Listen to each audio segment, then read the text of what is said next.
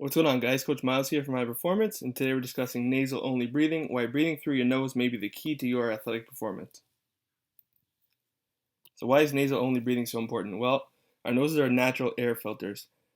Hair, sinuses, and mucus are designed to help filter the air we breathe, theoretically reducing the risk of colds and other illnesses. Although we can breathe through our mouths, they're not built the same, so they're not designed for breathing as well as our noses are. Anxiety reduction. Most of us are chronic overbreathers and hyperventilators when we're stressed, breathing shallowly in and out of our mouths, primarily up into our chest. Just by simply switching to nasal breathing and trying to breathe more into your belly, you can mitigate these anxiety provoking responses and help your body adapt to any stress. On average, we breathe 20,000 times per day. So while training can, of course, improve our CO2 tolerance, our training sessions only account for 1 or 2 hours out of a 24-hour day. Lots of damage can be done in that non-training time, right? Imagine 20,000 bad squats or push-ups, ingraining that improper movement pattern. This is no different.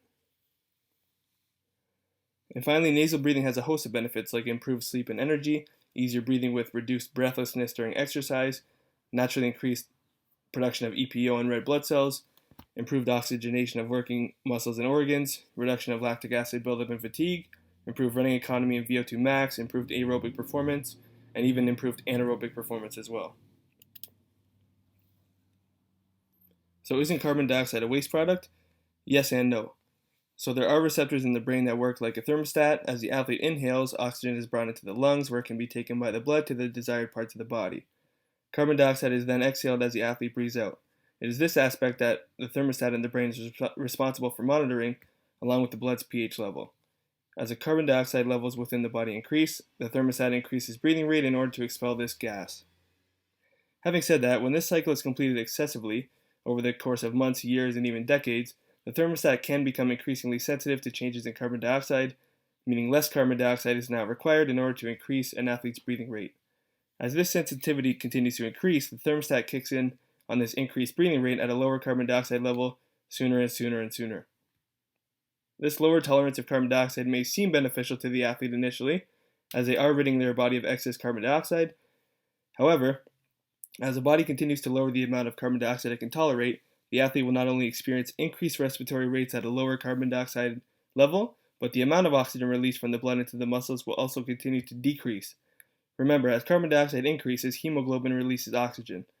This means that an athlete with a reduced threshold of carbon dioxide will have less O2 going to their muscles, as the oxygen is not released from the hemoglobin into the working muscles. This clearly demonstrates the purpose of carbon dioxide being much more than just a waste gas, as it is the key variable driving the release of oxygen from the red blood cells to be utilized throughout the body. So again, if we're looking at this chart here, we'd much rather be this blue line here with the thermostat turning on later if we can help it, if we can train to get to that level. And nasal only breathing will help us get there. So performance benefits. Again, nasal versus oral breathing. Nasal breathing reduces hyperventilation, and hyperventilation makes us offload more CO2, so oxygenation would be harder. Improves stamina. Nasal-only breathing reduces breathing rate by over 50% as mentioned, and therefore decreases perceived exertion by up to 60%. Nasal-only breathing boosts cardio and sexual health because nitric oxide is released and causes vasodilation. So again, if you look at the arteries over here, this is a normal artery. The blood is going to flow much more easily through this dilated artery. That nitric oxide will cause that dilation, and nasal-only breathing releases nitric oxide, so that's a win-win. Okay, so again, the blood will be able to get where it needs to go more efficiently. Further, there is plenty of research that proves that the faster the body can switch between a stressed state and a relaxed state, the quicker the individual will be able to recover, and that's going to help out any athlete, no matter aerobic or anaerobic, and that helps out not only between workouts, but even between sets in a workout as well. So where do we start? Well, how do you know if you're currently breathing effectively and efficiently or not? Like we always say with our program design, if you're not assessing, you're guessing. So enter the BOLT test, right? Body oxygen level test. So all you're going to do, breathe in, breathe out fully, and then you're going to wait until your body feels an urge to have to take a big breath in, okay? So it's not necessarily taking a big breath and holding it, as that becomes a test of, just willpower. This is just a test of breathing out, seeing how long until your body needs another breath. Again, if I'm done the test and I have to take a big, huge breath, I didn't do the test properly, right? When I take that first breath after the test, it should be not a very forceful, it should be just relaxed and easy breath. Over here we have some relative standards, right? So if I get 10 seconds or less, that's very poor, and that athlete's breathing is terrible, and they need a lot of work, okay? 10 to 30 seconds is satisfactory, and the athlete's breathing needs some work, but it's doing okay. 30 to 40 seconds is where we'd like to see most athletes. It's very good. Athletes' breathing is ideal, and then 40 seconds or more, you see this often with, endurance runners, Navy SEALs as well. This is elite. Their breathing is extremely efficient, and that's not a main focus of the program, as they're already where they need to be in regards to the breathing. Okay, so what can be done to improve it? Our breathing can be trained just like anything else. You can incorporate nasal-only breathing into your warm-ups, for example.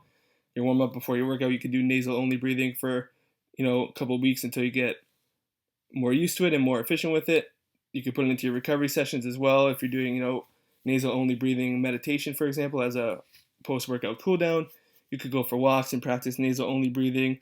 You could even eventually work up to doing it during your session. You can see our friend over here on the right has tape over his mouth to ensure that he's breathing through his nose only. Some of us may never progress to this level, but that's okay. That's just another tool to have in your toolbox.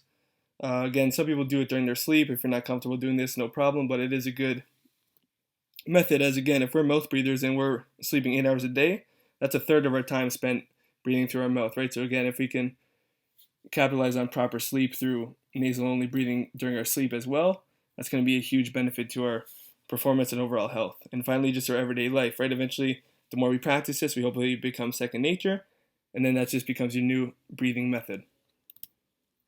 Thanks, guys. That's all we got for today. As always, if you have any questions, you can email us info@ironperformance.ca.